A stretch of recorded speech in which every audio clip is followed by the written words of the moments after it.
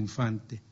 Es una forma elegante de pasar por el asunto. Pero yo, que fui su escudero y lo estuve al lado, sé que fue así. Entonces me gusta contarlo, porque es una batalla callada que son las mejores. Y mi querido amigo Astori, con quien hemos tenido muchas pruebas de lealtad recíproca, no tenemos las mismas ideas, no estamos en el mismo partido político, y yo lo respeto y lo quiero muchísimo. También está dando una batalla callada en este país por la parte que importa más, y yo lo apoyo de manera absolutamente evidente, porque para mí es un factor de confianza y sobre todo una intervención cultural en este medio decisiva, ¿no? Así que no fue una invitación cualquiera, invité a los que más me importaban por esa condición moral excelente de hacer lo que hay que hacer y callarse la boca.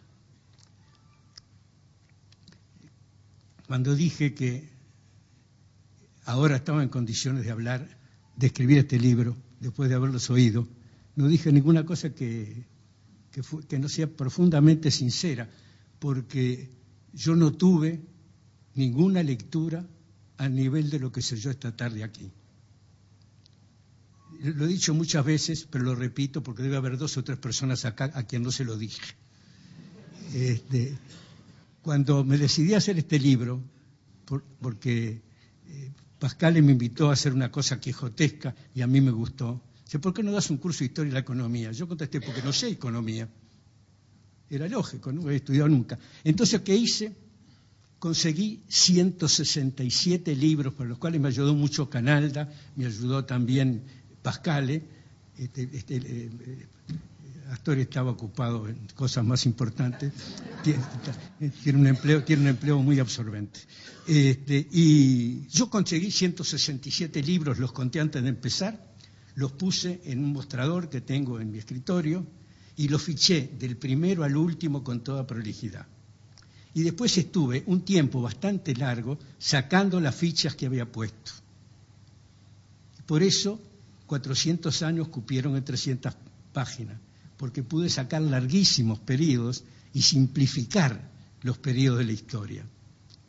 El otro día, cuando hicimos la presentación en Maldonado, yo conté una cosa y me quedé contentísimo porque en cierta medida la descubrí ahí y en el libro no está. Y es un fenómeno que permite conocer cómo yo hice el libro. Yo qué otra cosa puedo decir acá que lo que hice para hacer el libro y por qué lado pensé y por qué lado logré poder decir algo. Yo noté, por ejemplo, esto. Empiezo por el principio, siempre es bueno. En 1814, Artigas tuvo un problema serio, se enojó con Rondó y estaban sitiando los dos Montevideo, que estaba ocupado por los españoles, y una noche Artigas se sacó el uniforme, se vistió de paisano, agarró un caballito y corrió hacia el norte 1 día y medio y llegó a Tacuarembó, 500 kilómetros, tenía postas de relevo porque lo habían planeado esa fuga, se hizo desertor y se fue a Tacuarembó. Y cuando estaba en Arerunguá, que es entre Tacuarembó y Salto, le declaró la guerra a Buenos Aires. Ya tenía para él la guerra contra el Imperio Español, así que le agregó una segunda guerra. Y en 1814 fue el año que corrió la primera locomotora y empezó la revolución industrial. Así que los años que vinieron después fueron años que Europa y Estados Unidos estudió, inventó, cambió el modo de vivir de la especie humana. El hombre fue un animal débil, pobre y hambriento, harapiento. Nunca tuvo ni la mitad de los medios que necesitaba para vivir todo su tiempo. Por eso un tipo como yo puede vivir 89 años, cosa que era imposible totalmente antes de la Revolución Industrial. Eran monstruos los que llegaban a una edad provecta. ¿Por qué? Porque la vida era muy sacrificada, muy hostil, no había medios. Desde 1814 hasta ahora, después hablan mal del consumo, Desde 1814 hasta ahora, lo que ha habido es una invasión brutal de bienes. ¿Y qué son los bienes? Objetos que ayudan a vivir, objetos que sacian las ansias, las hambres, las necesidades humanas. Y ese es un cambio fenomenal, basado en un pequeño detalle. El hombre utilizaba las fuerzas de la naturaleza, hacía un barco, le ponía velas y el viento lo empujaba. Pero en 1814, por primera vez, una fuerza natural fue dominada y se hizo un descubrimiento que el vapor podía estar o no estar y podía empujar o no empujar según lo que el hombre quisiera. Estaba presente y empujaba cuando yo quiero y además no más de lo que yo quiero. Y si lo quiero parar puedo y si quiero que aumente puede que aumente. Ese detalle generó la idea de motor.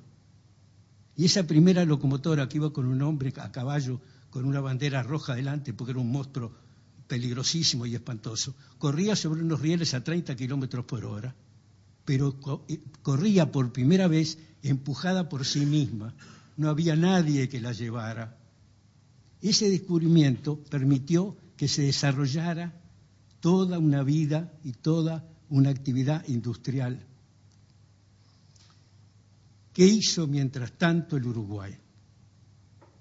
Debutó con Artigas con 2 guerras, señoras guerras, porque era la Argentina entera, desde el trópico hasta el polo como es, contra la provincia oriental, sin Montevideo. Así ganó la batalla de las Piedras, contra todas las provincias argentinas al mismo tiempo, sin Montevideo. Es un hombre fenomenal y está muy bien que nosotros lo sepamos y que aprendamos mucho. Pero la verdad fue que ese fue el principio de una guerra que con pequeños intervalos duró de 1811 a 1904, que si no me falla la aritmética son 93 años. Un siglo de guerra permanente, mientras Europa y Estados Unidos inventaban máquinas cada vez mejores. No se pararon con producir maquinaria como la que tenían. Después vino una segunda revolución, que fue la revolución electrónica, y ya no se movían las cosas con un combustible, sino que se movían fruto de la electricidad. Hicieron que otra fuerza nueva de la naturaleza fuera dominada y fuera al servicio de la creación de objetos útiles, de medios de vida, bienes.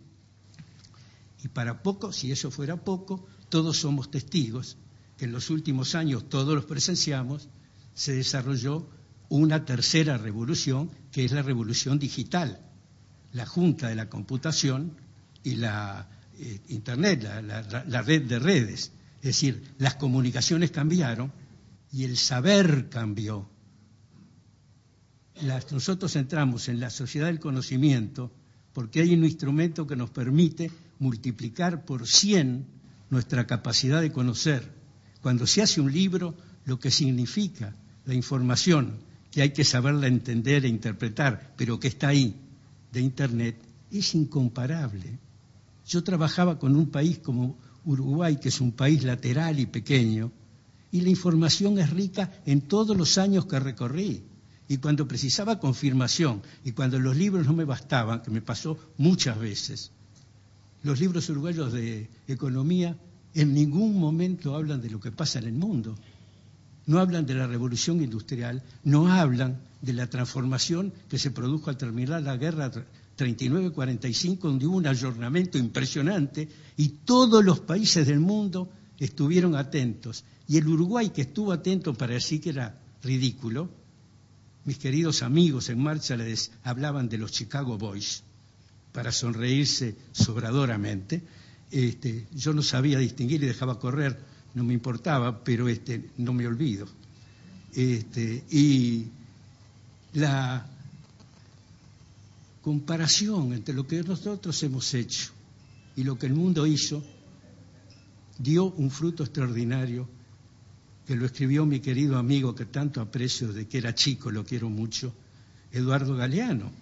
Dio paso a las venas abiertas de América Latina, un libro inteligentísimo que pretende probar de que nos robaron.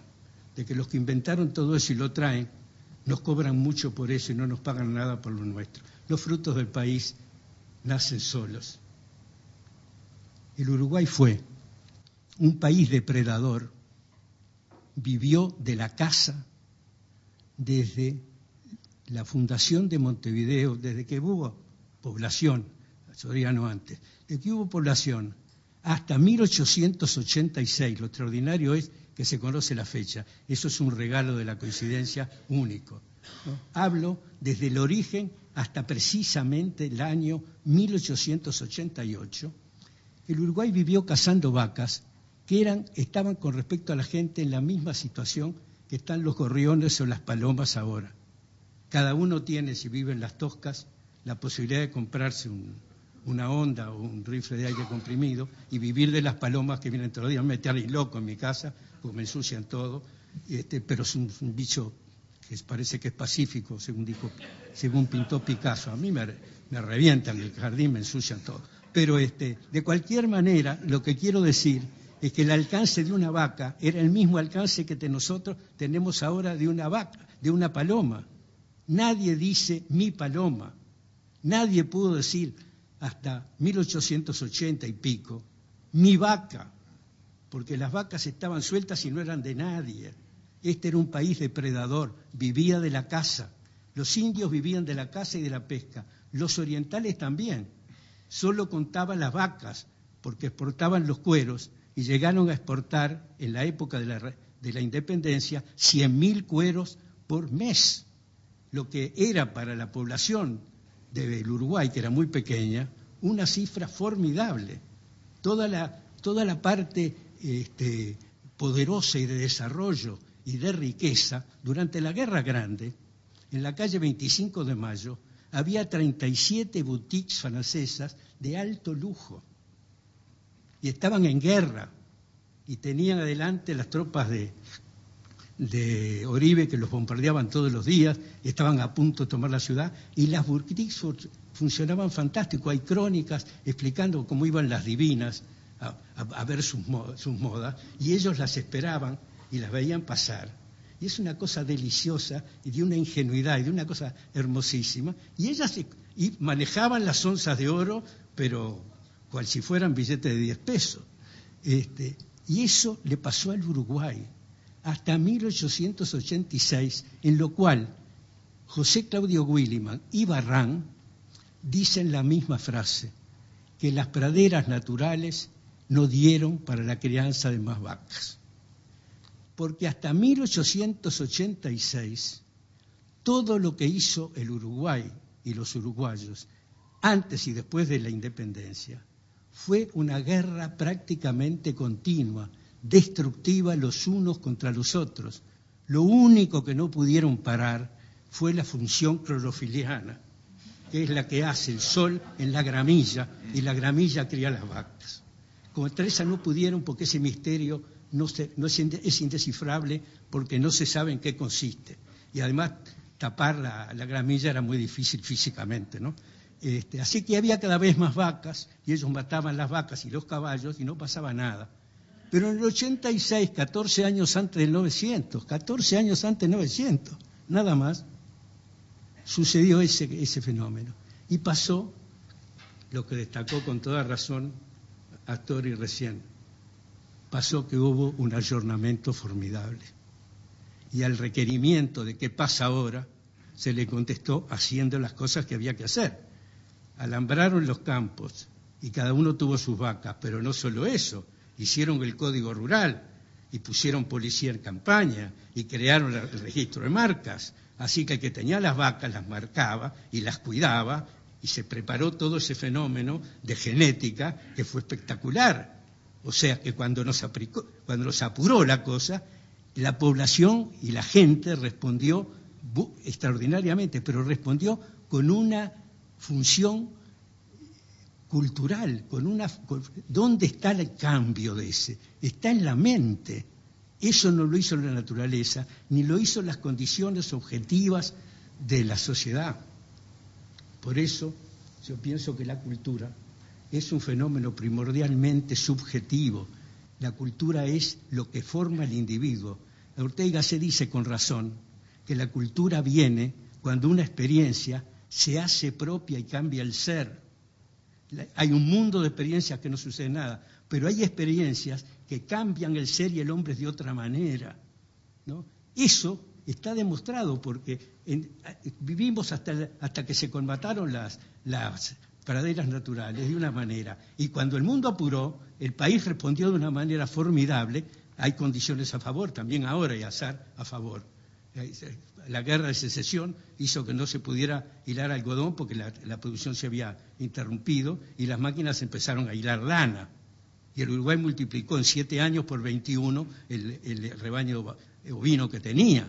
Saben que la vaca come el pasto agarrándolo con la lengua y lo deja cortito. Y la oveja con sus incisivos come el pasto cortito. Así que en el mismo potrero come la vaca y la oveja y no pasa nada. Cuando los campos no daban más para vacas, tenían lugar para las ovejas.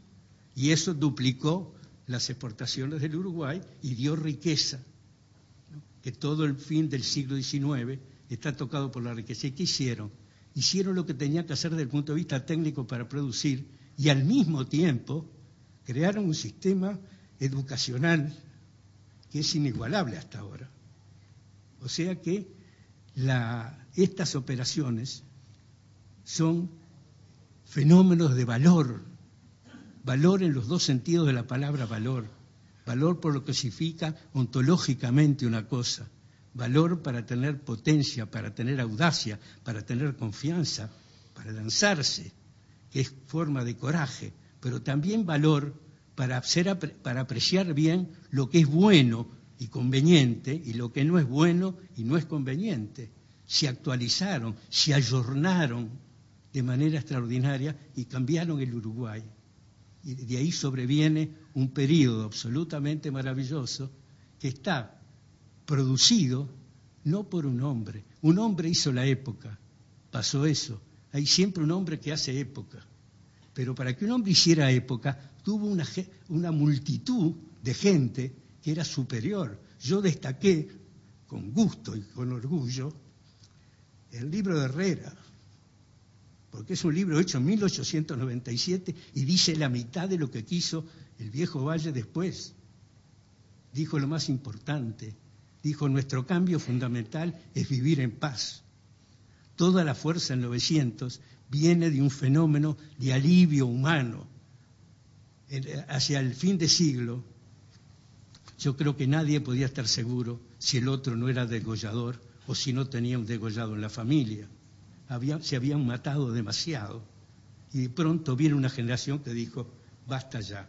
Y eso creó un alivio y una reconciliación con la vida que dio fuerza para hacer lo que hicieron, que contra lo que se dice y por lo que yo pude leer, no fue una buena época para la economía uruguaya. Estuvo perturbada permanentemente por fenómenos financieros de tal índole y de tan débil era la organización financiera, que el amago de la guerra provocó una crisis en el año 1913 que llevó al Banco República a estar en quiebra.